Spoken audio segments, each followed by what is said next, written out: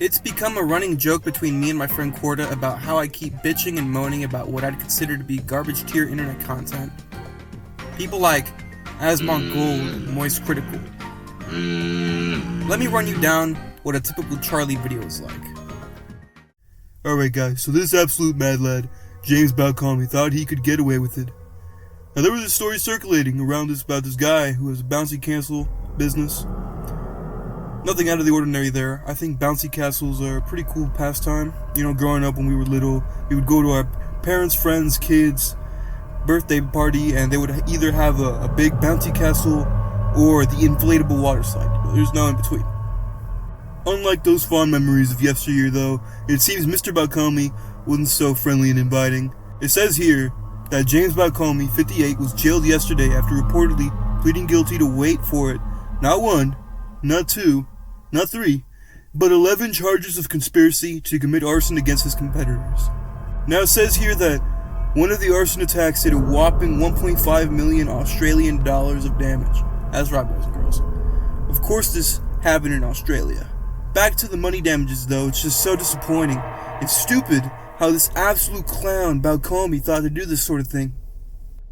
He should have strived to improve his business like a normal person would. But it seems the sheer and utter lack of brain cells in his head, this goofy goober of a toddler just didn't compute that. It's so annoying to me how all this garbage is what people are clicking on. It's literally just a news story or article with someone's very minute commentary. In the last video I made about nostalgia, there was a small segment basically just showing off random YouTube garbage, what I consider to be what YouTube is today. One of the videos that was there is just a bunch of fucking Joe Rogan clips compiled together with him talking about different crazy and wacky conspiracy theories.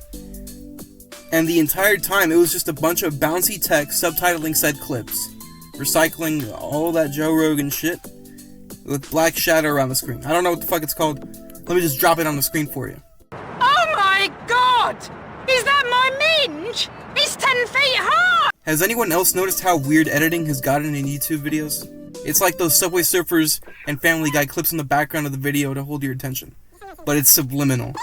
The bouncy text and images is fine enough, but then they start adding the fucking sound effects, the whoosh, whoosh, and it's just fucking corny. Another awful thing I've seen is that when someone's face is in the video, they'll zoom in and zoom out at random or even move the camera completely for no fucking reason. It's insanity. There's a bunch of this shit everywhere and it completely undermines actual good content.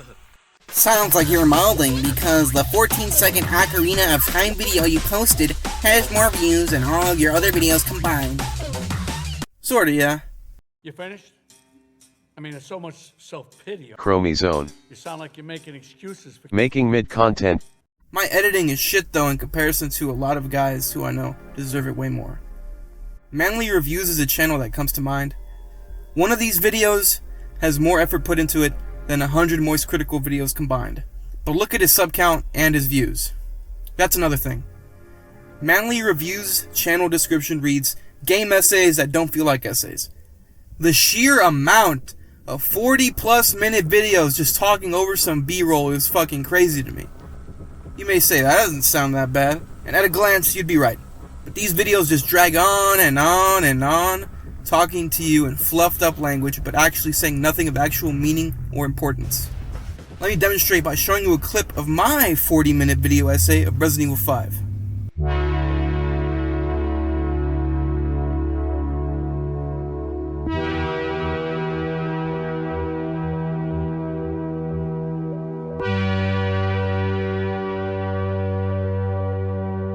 Resident Evil 5, a game infamous for keeping the trend of Resident Evil 4's insistence on action-heavy gameplay over the survival horror series was originally known for. Resident Evil 5 was released on March 5th, 2009 to mixed reception. But to me, this game holds up fantastically. To know what I really mean, let's delve deep into this game's rich story and gameplay. The game begins in a setting, in many ways, both similar and dissimilar to our prior entries. We immediately get to gaze upon our heroes of this story, Chris Redfield and Sheva Alomar. And where are they standing? Only in the grimy, dusty place known as Sub-Saharan Africa. With this choice of setting, Capcom brilliantly presents a different kind of horror, unlike the previous games, The horror of a white foreigner in hostile, unfamiliar foreign territory. You might say, Resident Evil 4 did that already. Wrong! The difference here is that the majority of the enemies our brave characters are up against in this game are none other than black.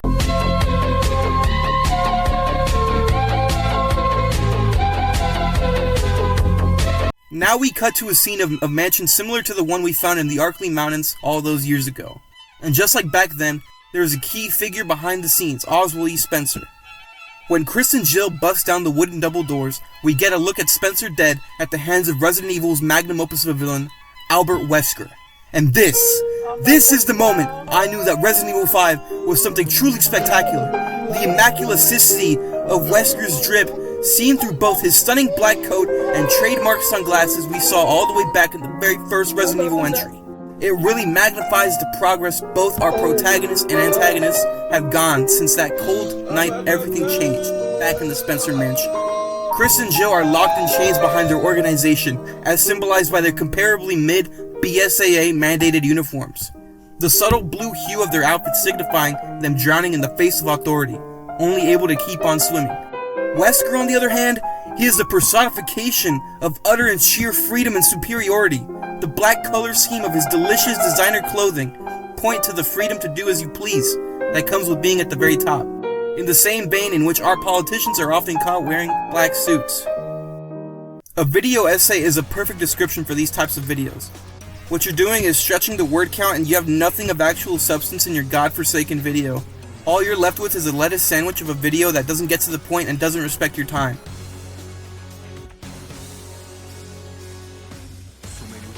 But guess what?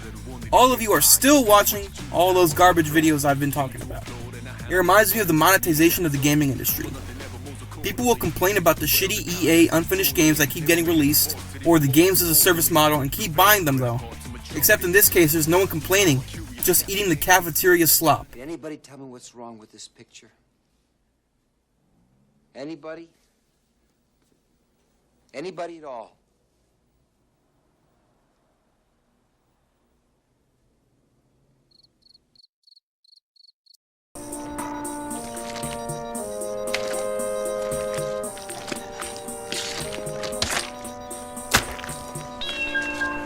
You're the cook, too?